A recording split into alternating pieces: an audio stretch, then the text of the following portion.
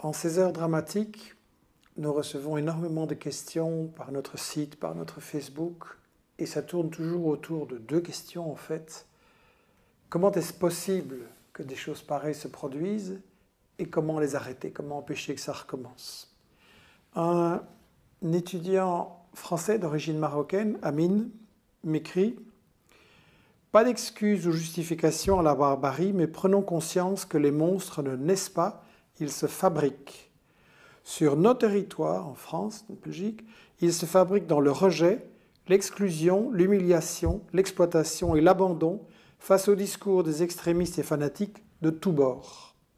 Ailleurs, dit-il, ils se fabriquent dans le carnage, la destruction, le désespoir et sous les bombes de sanguinaires de tous bords. » Et il conclut « L'humanité est une et est indivisible. Il n'y a aucune différence entre les pleurs d'une mère ayant perdu un fils dans le bombardement de l'hôpital de Kunduz par les forces de l'OTAN et ceux d'un père ayant perdu sa fille à un concert au cœur de Paris. Comme je l'ai dit, notre émotion à tous, notre sympathie pour les familles des victimes de partout, exige de vrais débats.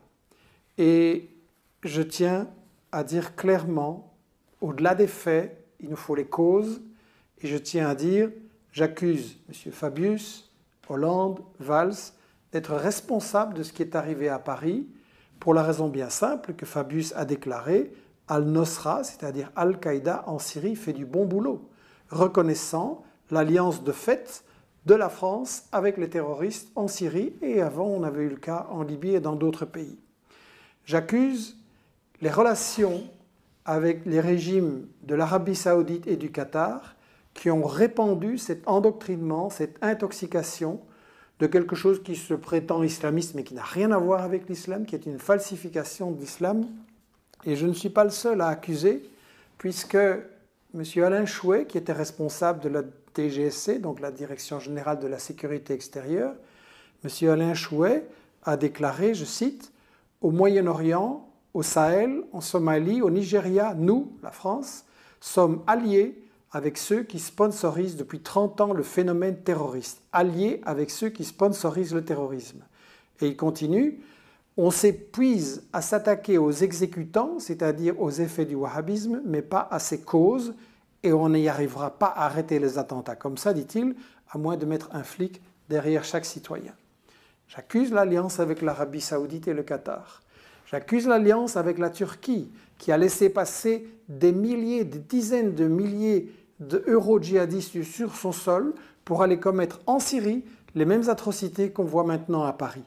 J'accuse la Turquie d'aider à écouler les stocks de pétrole de Daesh et à financer ce mouvement terroriste. Et je ne suis pas le seul.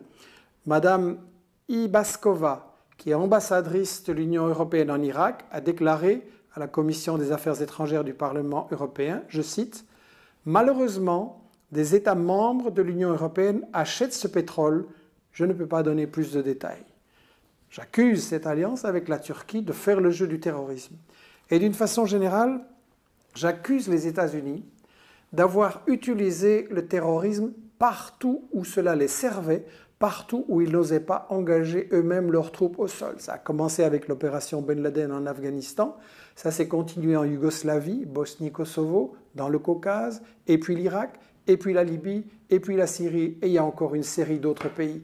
Les États-Unis, à certains moments, combattent le terrorisme, et à d'autres l'utilisent quand ça les arrange. Et bien entendu, on va me dire, oui, mais comment expliquez-vous que s'ils ont financé le terrorisme, maintenant, ces terroristes viennent frapper au cœur même de la France sur le sol européen? Il ne faut pas voir ça comme un complot où la CIA organise tout de A à Z et contrôle tout infailliblement. Oui, ils l'ont organisé, mais ce n'est pas un complot. C'est une alliance avec des forces qui existent et qui ont leur propre agenda. Et de même que Ben Laden a travaillé pour les États-Unis et puis s'est retourné contre les États-Unis, maintenant on a Al-Qaïda en Syrie et Daesh et tous ces mouvements terroristes qui ont travaillé pour les États-Unis, mais ils ont leur agenda à eux et maintenant ils se retournent parce que l'alliance ne tient plus. J'accuse d'une façon générale les États-Unis d'avoir montré l'exemple de la violence, d'avoir mené des guerres tout le temps depuis 25 ou 30 ans et d'avoir montré à tous les peuples que les problèmes, on veut les résoudre par la violence. Je rappelle que la charte de l'ONU prévoit que tous les conflits doivent être négociés. On n'a pas le droit de faire la guerre. C'est strictement interdit par la charte de l'ONU depuis 1945. Et je rappelle qu'un général des États-Unis, Wesley Clark, avait révélé que pour l'administration des États-Unis, en 2001, ils avaient décidé de prendre, je cite, 7 pays, l'Afghanistan, l'Irak, l'Iran, la Somalie, le Soudan, la Libye et le Liban. Ils avaient déjà annoncé ça en 2001. Donc il y avait clairement un programme pour développer la guerre. J'accuse cette alliance avec Israël de empoisonner, de semer un climat de haine dans le Moyen-Orient et de montrer qu'on maintient le colonialisme par la violence et en fait le refus de négocier. Ça, c'est sur le plan des causes extérieures de ce terrorisme. Mais il y a aussi des causes intérieures en France, en Belgique, dans les pays européens qui font que des jeunes tombent dans le panneau de ce terrorisme et j'accuse le maintien de la discrimination raciste envers les immigrés, que ce soit à l'emploi, que ce soit dans la vie quotidienne.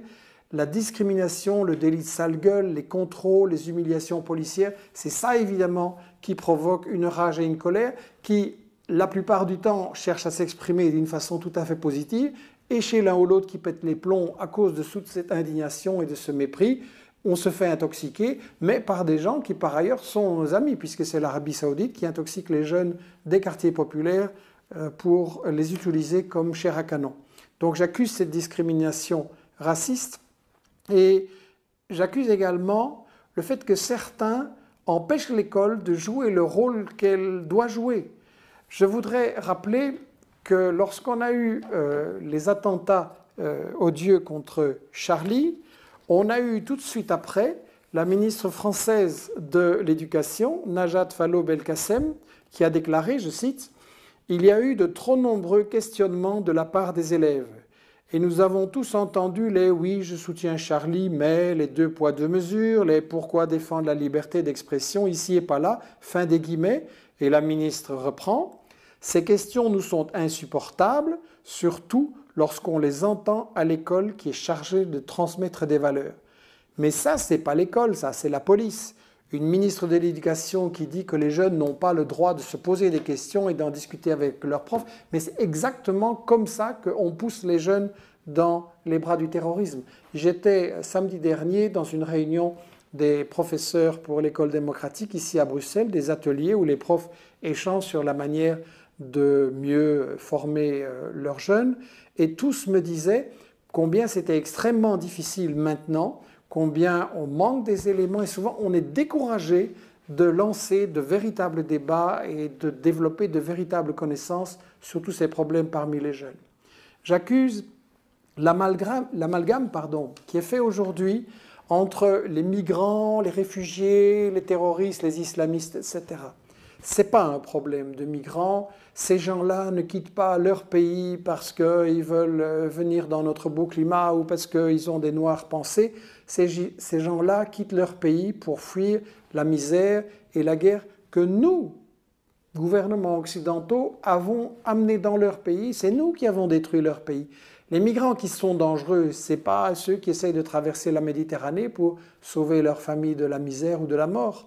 Les migrants qui sont dangereux, ce sont des gens comme Sarko, comme BHL, qui se donnent le droit d'aller en Libye et de dire vous devez faire ça, vous devez renverser ce gouvernement, vous devez donner le pétrole à la France, bien entendu. Ça, c'est les migrants qui sont dangereux, ou bien Hollande, Valls, Fabius, qui vont en Syrie comme si c'était chez eux et qui décident tout ce que doit faire la Syrie. Ça, ce sont les migrants qui sont dangereux à mon avis. Et j'accuse enfin le fait que des gens essayent d'utiliser ces événements tragiques pour répandre la haine des musulmans, pour répandre l'islamophobie. Ça, c'est une chose sur laquelle j'avais déjà mis en garde et qu'on a encore vu récemment. On a à la télévision pratiquement pas eu de débat où on pouvait vraiment discuter sur le fond des choses. Et au lieu de ça, on a eu parfois des appels à la haine, mais absolument ahurissants. Sur la télévision belge dimanche dernier, on a eu un certain Moniquet, il l'a dit lui-même d'ailleurs, c'est quelqu'un qui a travaillé pour les services secrets français et israéliens, c'est quelqu'un d'extrême droite, Et il nous a dit... Vérifions du monde arabe. Il n'y a pas de démocratie dans le monde arabe, il n'y a pas une université valable dans le monde arabe, il y a peu de création artistique dans le monde arabe, il n'y a pas de création scientifique dans le monde arabe. Alors je sais, on va me dire au 7e siècle, oui, on est au 21e siècle. Ça, c'est complètement faussé le problème. Ce n'est pas un problème d'arabe ou musulman ou chrétien. Bush se réclamait du christianisme, il a fait les erreurs qu'on a vues en Irak et ailleurs. On ne va pas jeter tous les chrétiens en enfer, si j'ose dire, parce que Bush a fait ça. C'est la même chose. Ce qui se passe là n'a rien à voir avec la religion en islam. Et je voudrais faire remarquer deux choses. Chaque fois qu'il y a eu, dans le monde arabe ou musulman, des dirigeants qui étaient des démocrates, ou qui n'étaient pas des démocrates, mais qui en tout cas étaient des laïcs et voulaient moderniser leur pays. Qu'est-ce que l'Occident a fait? Il les a assassinés, il les a renversés. On a fait ça en Égypte, on a fait ça en Iran, on a fait ça en Libye, on a fait ça en Syrie. Donc, il y a quand même une hypocrisie fondamentale. Vous vous plaignez que le monde arabe et musulman n'est pas démocratique, mais chaque fois qu'il y a un démocrate, vous le renversez pour que les multinationales puissent contrôler le pétrole et voler les peuples locaux, ce qui évidemment est très démocratique. Donc, on est dans l'hypocrisie. Et alors on en profite pour répandre un discours de panique et de peur vis-à-vis des musulmans qui sont dangereux. Et évidemment, comme ça, on ne va faire que jeter de l'huile sur le feu. La question qui nous préoccupe tous, c'est comment on va empêcher la répétition de tels attentats. Et là, on nous dit que nos gouvernements nous protègent. Qui est lui ? Un jour, une question. C'est quoi le terrorisme ? Il est difficile de lutter contre le terrorisme, car ses partisans se cachent et disposent de moyens sophistiqués pour agir. Mais la plupart des pays font tout pour protéger leurs citoyens. La France dispose par exemple du plan Vigipirate. Un ensemble de mesures basées sur la vigilance qui ont déjà permis de déjouer plusieurs attentats. En réalité, nos gouvernements ne nous protègent pas. Je pense que c'est eux qui ont créé le risque de ces attentats à Paris et ailleurs, et je ne suis pas le seul à le dire.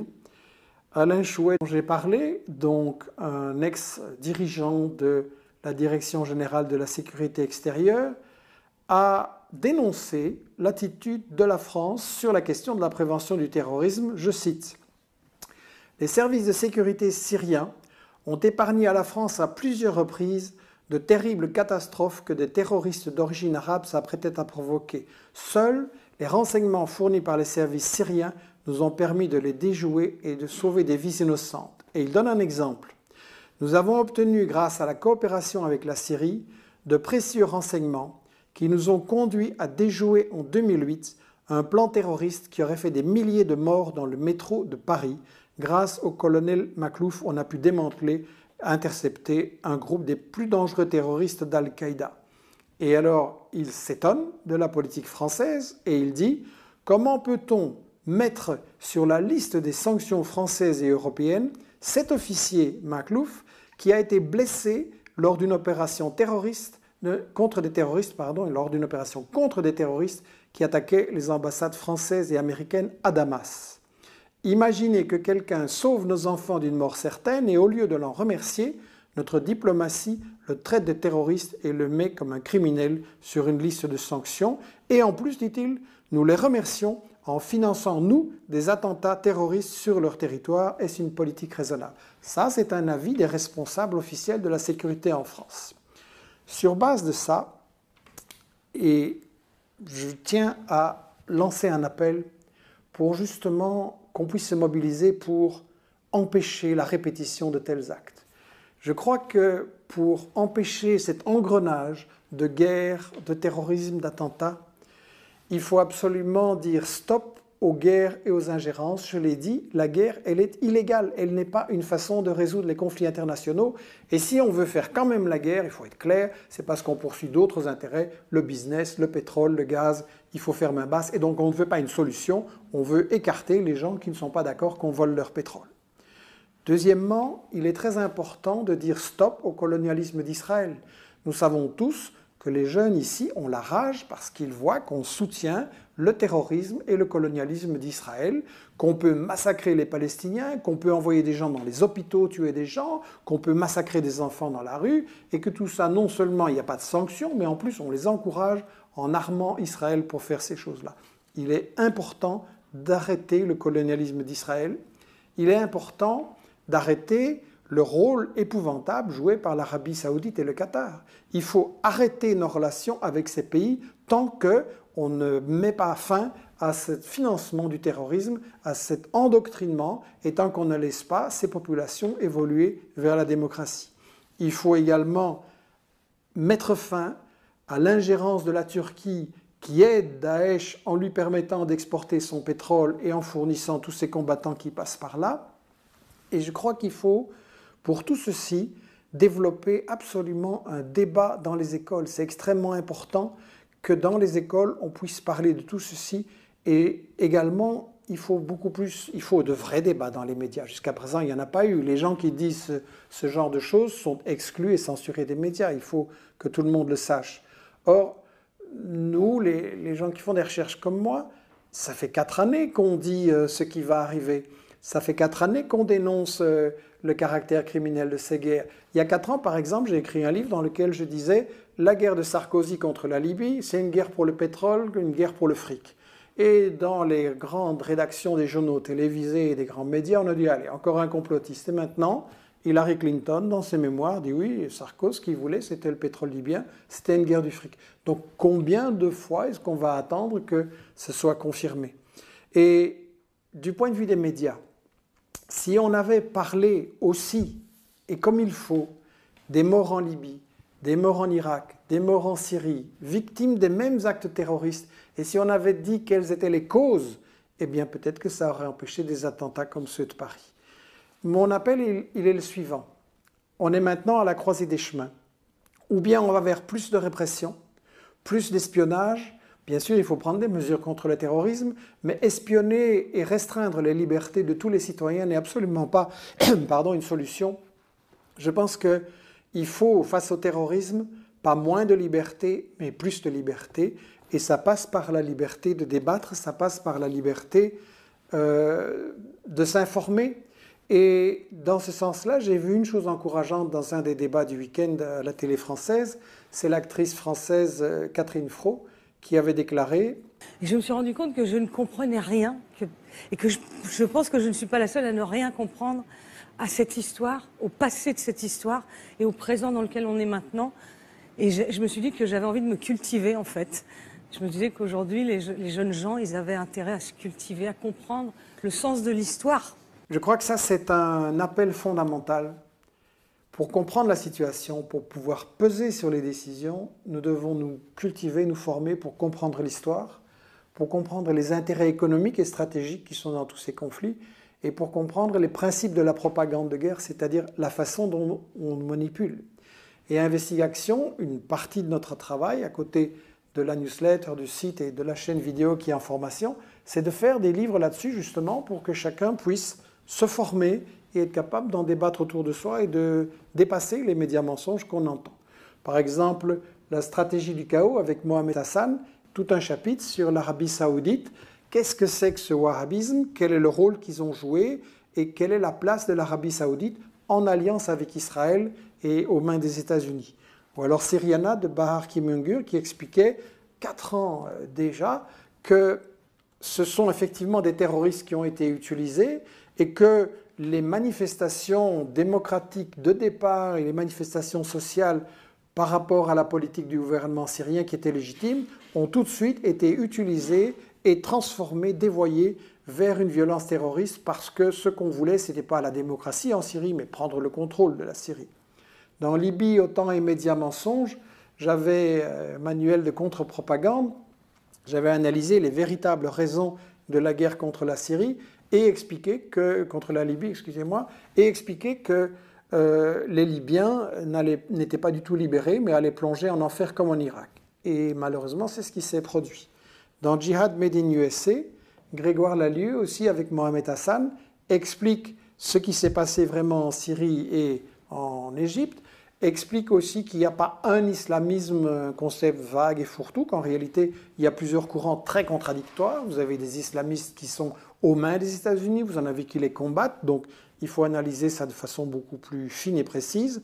Tout récemment, la Arabesque enquête sur le rôle des États-Unis dans les révoltes arabes d'Ahmed Ben Sada C'est une très très intéressante analyse pour voir comment les États-Unis ont contrôlé et manipulé les cyberactivistes et les mouvements de protestation en Égypte et en Tunisie pour faire en sorte qu'on change les marionnettes, mais que rien ne change et que leurs intérêts économiques soient préservés.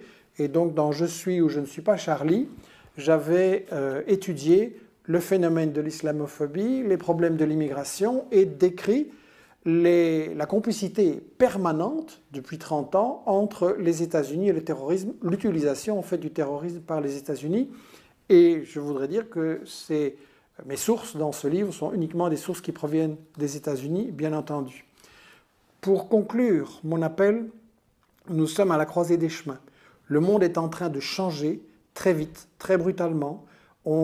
Ça peut tourner dans le sens de encore plus de danger, encore plus de guerre, et c'est ce que certains voudraient en utilisant les attentats de Paris comme prétexte pour aller envahir la Syrie et recoloniser l'ensemble du Moyen-Orient. Et après, on s'attaquera au Hezbollah, au Hamas, à la résistance palestinienne, à tout le monde en fait qui ne se met pas à genoux. Ça peut aller dans ce sens-là, plus de guerre et donc plus d'attentats et plus de terrorisme, ou ça peut aller dans le sens de, au contraire, on commence à prendre conscience que ça ne peut pas continuer, qu'on doit échapper à cette spirale et à cet engrenage, qu'on doit rétablir la fraternité et le dialogue, quelle que soit la religion, quelles que soient les origines, quelles que soient les cultures, qu'on doit essayer de se comprendre et qu'on doit essayer ensemble de comprendre comment on peut mettre fin à la guerre, mettre fin aux attentats, comment on peut aller vers une période qui sera marquée par la paix, par la justice, par le progrès.